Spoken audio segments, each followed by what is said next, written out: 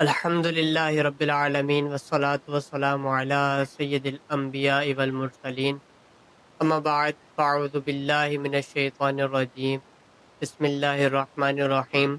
تمام ناظرین کو، سامعین کو میری طرف سے السلام علیکم ورحمۃ اللہ وبرکاتہ۔ جیسا کہ آپ جانتے ہیں کہ ہماری ایک سیریز چل رہی ہے، انشاءاللہ الکریم آج اس کا چھٹا ایپیسوڈ، چھٹا لیسن انشاءاللہ الکریم ہم سننے کی سعادت حاصل کریں گے۔ میری بس یہ درخواست کرتا چلوں گا کہ جو لوگ ہمارے چینل پہ نئے جوائن ہوئے ہیں وہ جا کے پہلے ہمارے اس کورس کا پہلا لیسن، پہلا ایپیسوڈ دیکھ لیں، تاکہ ان کو یہ ڈائریکٹ چھٹا ایپیسوڈ دیکھنے میں کوئی دشواری نہ ہو۔ اور امید کرتا ہوں کہ جتنے لیسن گزر چکے ہیں ان سب کی آپ نے پریکٹس کری ہوگی۔ انشاءاللہ اگر آپ نے پریکٹس کری ہوگی تو آپ کو پڑھنے میں آسانی ہوگی، ورنہ ممکن ہے کہ آپ کو پڑھنے میں دشواری بھی ہو سکتی ہے۔ انشاءاللہ الکریم میں بغیر وقت ضائع کیے آگے اپنا لیسن شروع کرتا ہوں۔ آج کا ہمارا لیسن بہت ہی آسان لیسن ہے، کیونکہ اس لیسن میں ہے کیا؟ اس لیسن میں یہ ہے کہ جو تختیاں ہماری پیچھے گزر چکی ہیں، جتنی بھی ہماری 5 تختیاں پیچھے جو گزر،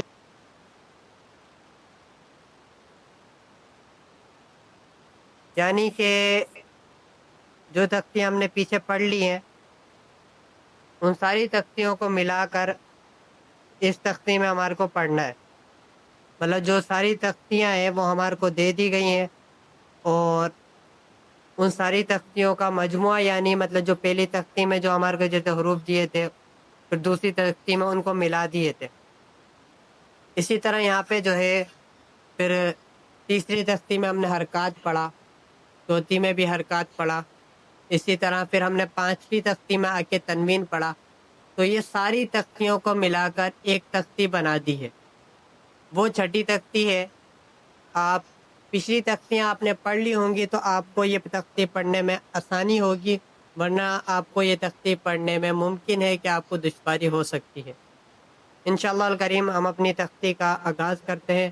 میں نے جیسے آپ کو پچھلی ویڈیو میں بھی عرض کرا تھا، میں آپ کو اس تختی کے کچھ حروف، کچھ لائنیں پڑھ کر آپ کو سناؤں گا، بقیہ کی پریکٹس آپ خود کیجیے گا ورنہ ویڈیو کافی طویل ہو جاتی ہے۔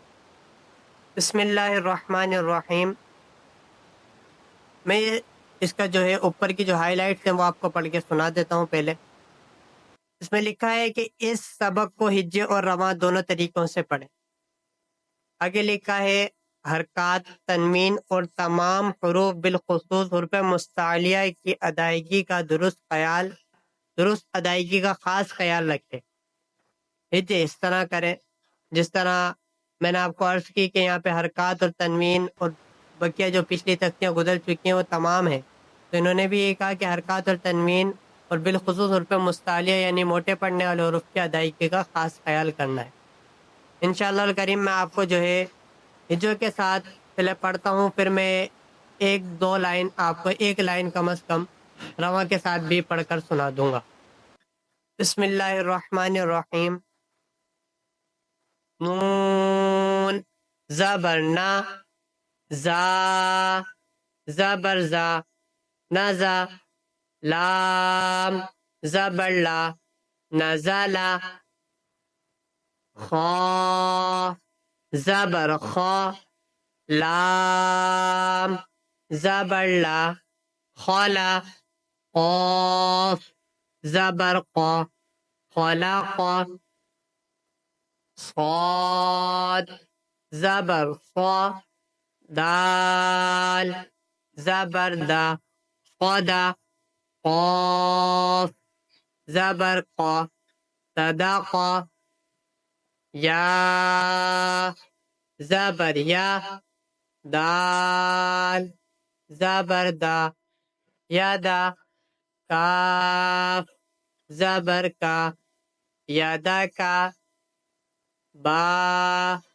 زبر با، لام زبر لا، بلا، غین زبر غا، بلغا، طا زبر طا، با زبر با، قبا، عین، زبر ع، قبع۔